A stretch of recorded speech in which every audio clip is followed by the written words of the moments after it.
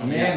Paris Sohibul Bait dan keluarga saya dan segenap pengurus RT dan pengurus majelis taklim dan jamaah sekalian yang saya hormati, saya cintai. Mudah-mudahan tidak lebih setengah jam saya menyampaikan hal penting untuk mengingatkan kita dan untuk kita transfer ke keturunan kita, ke anak-anak kita. Ada di hadis Arba'in, hadis yang di awal ceritanya Nabi Muhammad sedang kumpul dengan para sahabat. Tiba-tiba datang sosok berpakaian putih, bersih, kayaknya perjalanan jauh tapi bersih. Ini menunjukkan suatu keanehan dari awal. Tapi ketika Rasulullah berdiam saja, itu sahabat tidak ada yang berani nanya-nanya, siapa kok, dari mana, nggak ada gitu. Nah, begitu datang langsung ucapkan salam, assalamualaikum, langsung duduk di hadapan Nabi Muhammad dan lututnya dekat dengan lutut Nabi Muhammad, berhadapan, tangannya disandarkan di atas lututnya. Nah gitu. Kemudian langsung bertanya. Jadi langsung bertanya kepada Nabi Muhammad, akhbirni anil iman. Ya Rasulullah, wahai utusan Allah. Jadi yang pertama disebutkan bahwa ini orang datang tahu bahwa Nabi Muhammad adalah utusan Allah. Dan ini juga menguatkan para sahabat yang ada di sana bahwa posisi yang bersama dengan sahabat ini adalah utusan Allah, bukan manusia biasa. Kemudian beliau langsung menyampaikan, akhbirni anil iman. Kabarkan kepadaku tentang iman. Rasulullah langsung menjawab, al-imanu an tu'mina billah.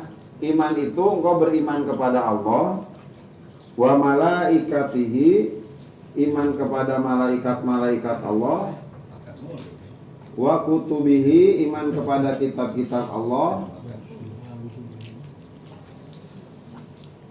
wa rusulihi, dan iman kepada utusan-utusan Allah,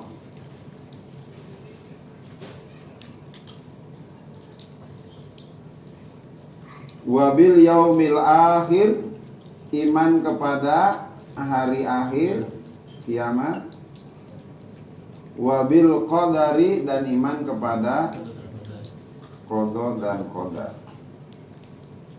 Orang tadi langsung menjawab, sodakta ya Rasulullah, engkau benar wahai utusan Allah. Summa akhbirni anil Islam. Kemudian yang bertanya tadi, kabarkan lagi kepadaku tentang Islam. Antashhada an la ilaha illallah.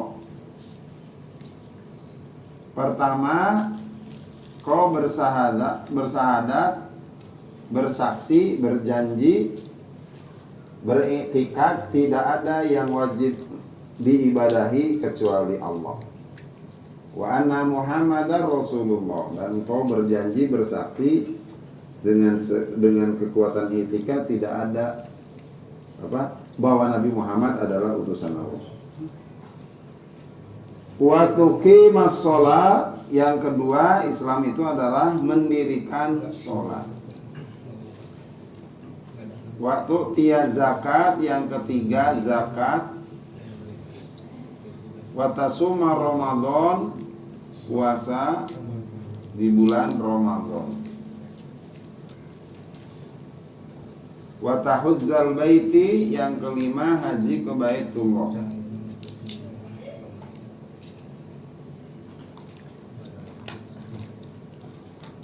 Sodakta ya Rasulullah, itu yang berpakaian putih tadi, sosok berpakaian putih tadi berkata, engkau benar ya Rasulullah, wahai utusan Allah. Summa akhbirni anil ihsan, kabarkan kepadaku tentang ihsan. Ini ada istilah ihsan yang 2 bulan lalu sempat saya bahas sekilas. Ihsan, ihsan itu anta budallah, engkau beribadah kepada Allah, ibadah ka'annaka tarahu, seolah-olah engkau melihat Allah, wa in lam takun tarahu fa innahu yaraka. yakinlah Allah melihat engkau. Jadi ibadah ilallah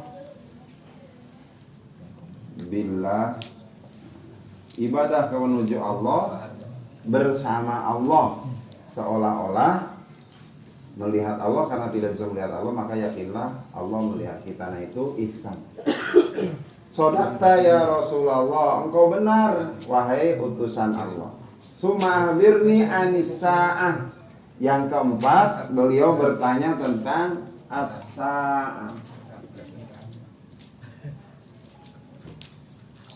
Kalau sa'atun itu waktu, tapi kalau ada alif lamnya itu udah jelas waktu terjadinya kiamat. As-sa'atun ada alif lam ini udah maksudnya kapan kiamat.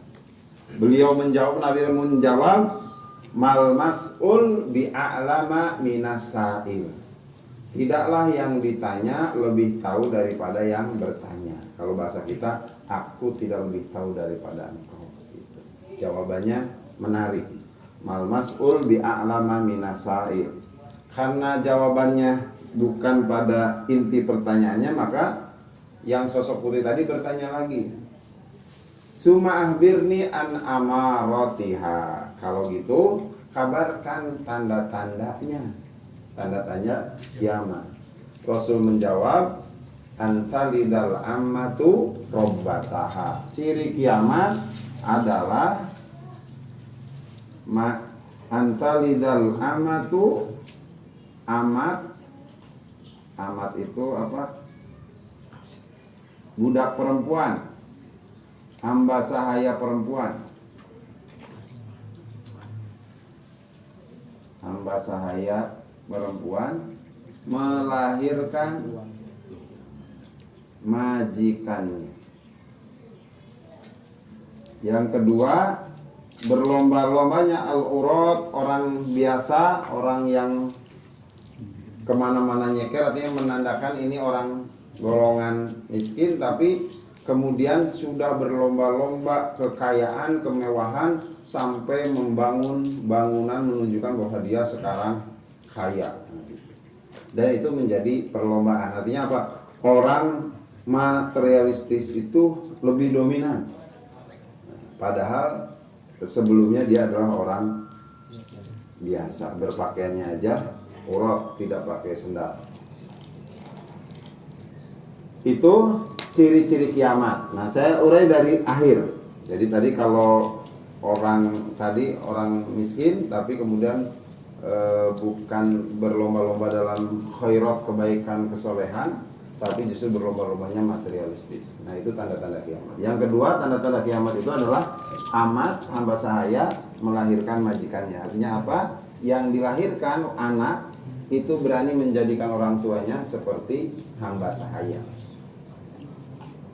Nah, hamba sahaya itu ya lebih dari pembantu. Jadi semaunya lah ke orang tua. Insya Allah tidak. Ada di sini, mudah-mudahan kita jauh dari tanda-tanda kiamat. Naik ke atasnya ihsan, beribadah kepada Allah seolah-olah engkau melihat Allah, tapi karena tidak bisa melihat Allah, maka yakinlah melihat kita. Allah melihat kita. Nah, ihsan itu maknanya baik. Nah, baik pernah saya sampaikan ada berapa macam, Pak? 5 atau belum ya? Belum. Thayyib artinya baik. Halalan thayyiban, makanlah yang halal dan baik. Jadi kalau kacangnya keluar lendir atau rotinya keluar jamur, itu tidak thayyib. Halal tidak thayyib, dihindari makanan itu. Apa maksudnya thayyib? Thayyib itu adalah baik secara fisik. Nah, ini insya Allah makanannya semua baik secara fisik, maka boleh dimakan. Tapi kalau habis sebelum selesai malu. Selingan Pak Gino ketahuan. Nah, yang mumpung halal nggak apa-apa, semangat. Tapi begitu ada halal dan thayyib, begitu tidak thayyib maka dilarang. Jangan memakan yang tidak thayyib. Artinya thayyib itu bagus secara fisik. Orang yang namanya thayyib berarti dia gagah kalau laki-laki. Kalau perempuan thayyibah. berarti dia cantik, penampilannya bagus gitu, itu namanya thayyib dan thayyibah. Nah, thayyib dan thayyibah itu baik yang awalan. Nah, makanya kalau namanya thayyib, kalau sudah menikah gampang meninggalkan istri, merasa ganteng gitu, jadi 2 kali puasa, 2 kali lebaran, nggak pulang-pulang gitu. Karena baiknya secara fisik, dia belum baik secara batin, secara mental. Maka tingkatkan kebaikan berikutnya yang harus kita miliki adalah khair. Ini baik yang menjadi sifat. Yad'una ilal khair. Mari kita menjadi orang baik, menjadi penyabar, menjadi orang yang rajin. Nah itu baik. Nah khair ditingkatkan lagi, baik yang menjadi kebiasaan. Ma'ruf. Muruna bil ma'ruf. Jadi kalau empati, melihat orang yang susah, kita pengen membantu, ngajak orang itu khair. Tapi kalau kita sudah terjun membantunya gitu dan menjadi kebiasaan, itu ma'ruf. Makanya kalau bicara thayyib, khair dan ma'ruf itu semua agama bisa melakukan. Tapi meningkat ke berikutnya adalah ihsan. Nah, mulailah membedakan muslim dan mukmin itu di ihsan ini. Kebaikan yang dia miliki adalah kebaikan yang disandarkan kepada Allah. Dia hanya berharap kepada Allah karena merasa dilihat Allah. Nah, di atasnya ihsan namanya solih. Soleh. Makanya kita kalau berdoa, suami istri punya anak itu buat minta anak yang soleh, nggak minta anak yang toib. Ya Allah, jadikan anak saya yang toib. Nanti 2 tahun nggak pulang-pulang gitu. Ya Allah, jodohkanlah anak saya dengan yang toyib, nggak bisa gitu. Walaupun itu tidak salah, karena itu baik, tapi tidak sempurna. Maka Pak Tommy mintanya doa anak yang soleh dan solihah. Karena soleh itu kebaikan yang mencakup toyib, khair, ma'ruf, ihsan, dan puncaknya adalah soleh. Nah, jadi ihsan ini menjadi pokok agama, beribadah hanya kepada Allah. Cuma lebih dari ihsan adalah solih. Karena ada orang yang beribadah benar karena Allah, tapi sendirian, dia tidak memikirkan orang lain. Nah, dia ihsannya masuk, tapi dia belum soleh totalitas karena dia belum punya kepedulian sosial. Kalau orang soleh, hubungan vertikalnya bagus, hubungan horizontalnya bagus. Maka kita berdoa ingin orang jadi orang yang soleh dan soleh. Pak Ihwal Solehudin gitu. Calon ketua RT, Pak Ajis bersaing sama Pak Ihwal gitu.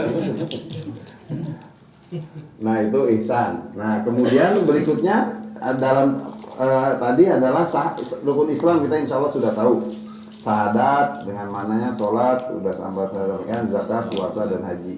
Nah berkaitan dengan iman juga ini yang ditanyakan oleh sosok tadi. Setelah selesai bertanya, itu beliau yang berpakaian putih itu pamit.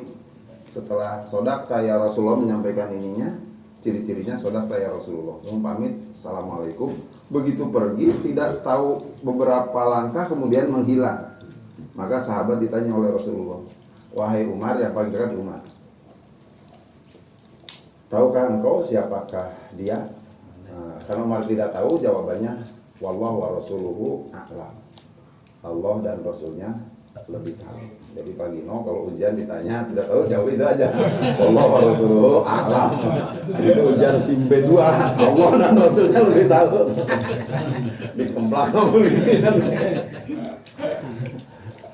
Nah, begitu wallah wa rasuluhu a'lam. Kemudian Nabi Muhammad menyampaikan kabar, huwa Jibril, dia adalah malaikat Jibril, atakum, datang kepada kalian, bukan hanya kepada saya tapi atakum, datang kepada kalian, yu'allimukum dinakum, mengajarkan kepada kalian pokok-pokok agama kalian. Jadi berarti yang dibahas dalam dialog tadi adalah pertama pokok agama. Orang yang mau beragama yang baik harus tahu 4 hal.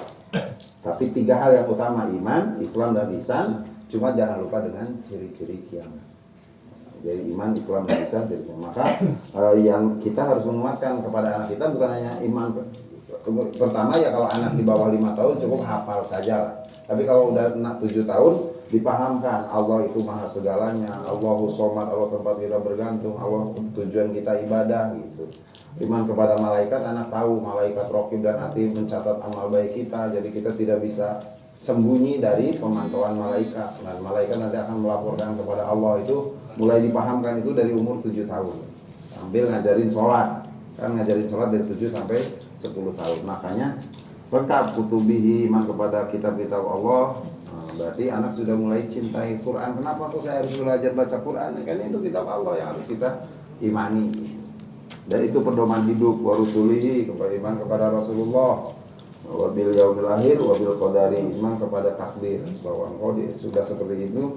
Jadi ini takdir Allah. Engkau melihat ada orang cacat, itu takdir Allah, tidak boleh menghinanya karena dia pun tidak mau cacat gitu. Maka hormatilah, sayangilah dia sehingga anak kita tidak ada karakter di luar keimanan kepada qada dan qadar. Dia akan menghormati apapun yang dia lihat karena itu bagian dari qada dan qadar Allah. Nah, ini yang harus disampaikan, nilai-nilai agama inilah yang harus disampaikan kepada anak kita. Karena banyak orang yang menghafal rukun iman, rukun Islam, tapi nilainya tidak dipahamkan, maka agamanya tidak sempurna. Nah, terus yang hikmah yang kedua selain mengajarkan pokok agama adalah metode pelajarannya, metode pengajarannya, bahwa datang bertanya. Kan bisa saja malaikat Jibril, Muhammad sampaikan rukun iman kepada sahabat-sahabatmu, sampaikan rukun Islam, tapi dialog. Nah, ini mengajarkan agama kepada kalian. Maka kita penting kepada anak kita sering berdialog, kepada istri kita sering berdialog. Istri kita kalau diajarin saja malam ini ingat, besok lupa, terhalang WA, terhalang sinetron dan lain sebagainya. Tapi kalau diajar dialog, insya Allah akan lebih kuat. Dan banyak-banyaklah berdialog dengan istri, banyak berdialog dengan anak. Wallahu a'lam bishawab, itu mungkin yang perlu saya sampaikan, mengingatkan kita dan juga saya dan kita semua. Mudah-mudahan bermanfaat dan menjadikan kita dan generasi kita orang yang berpegang teguh dengan agama kita. Kita akhiri dengan Assalamualaikum warahmatullahi wabarakatuh. Waalaikumsalam.